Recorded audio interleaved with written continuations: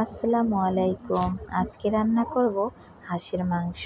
হাঁসের মাংসে একটা গন্ধ আছে, সেই গন্ধটা দূর করার জন্য মাংসটা ভালোভাবে ধুয়ে কুসুম গরম পানি দিয়ে ভালোভাবে ধুয়ে নিতে হবে। চুলায় একটা কড়াই বসিয়ে পরিমাণ মতো তেল দিয়ে দিতে হবে। তেলটা একটু গরম হলে তাতে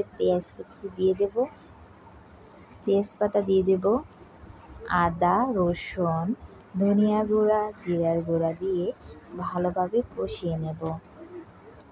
ভালোভাবে কষাতে হবে, তাহলে মাংসটা ভালো লাগবে। এরপর আস্ত 3টা রসুন দিয়ে দেব। এখন সামান্য গরম পানি দিয়ে এটা ভালোভাবে কষিয়ে নেব।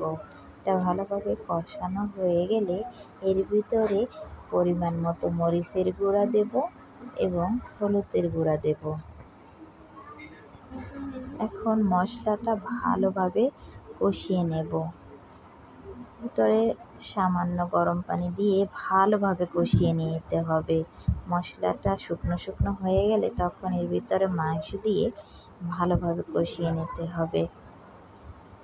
যত ভালো কষানো হবে মাংসের স্বাদ তত বাড়বে। তারপরে এর ভিতরে কলিজা আর ডিমটা দিয়ে দেব। আগে দিয়ে দিলে এটার মাংসের কালারটা নষ্ট হয়ে যায় আর ডিমগুলো ভেঙে যেতে, জন্য পরে দিয়ে দিয়েছি। এখন মাংসটা ভালোভাবে কষানো হয়ে গেছে। এখন গরম পানি দিয়ে দেব পরিমাণ মতো। গরম পানি দিলে মাংসটার স্বাদটা ঠিক থাকে। এবার মাংসের ভিতরে লবণ দিয়ে দেব। তারপরে গরম মশলা দিয়ে দেব, লবঙ্গ, এলাচ আর দারচিনি দিয়ে ভালোভাবে মাংসটা ঢেকে দেব।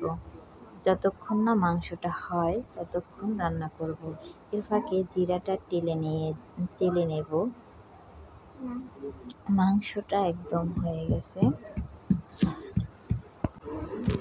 এর ভিতরে এখন পেঁয়াজটা একটু ভেজে নিয়েছি, সেটা দিয়ে দেব। তাতে মাংসের স্বাদটা অনেক ভালো লাগে। আর জিরার গুঁড়া দিয়ে দেব, যেটা আমি তেলে নিয়ে রেখেছিলাম। তৈরি হয়ে গেল মজাদার হাঁসের মাংস।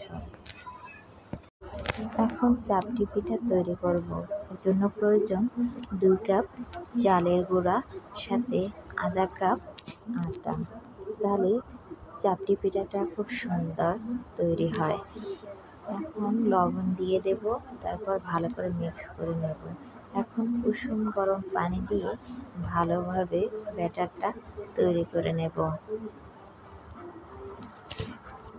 এখন ব্যাটারটা এই পর্যায়ে আসলে এটা 10 মিনিটের জন্য ঢাকনা দিয়ে ঢেকে রাখবো। 10 মিনিট পরে দেখবো এটার ঘনত্বটা কীরকম।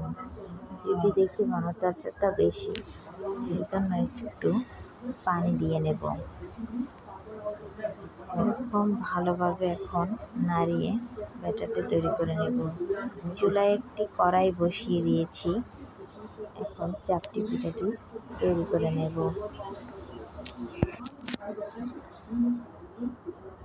তৈরি হয়ে গেল মজাদার চাপটি পিঠা, তৈরি হয়ে গেল হাঁসের মাংস। ভালো লাগলে লাইক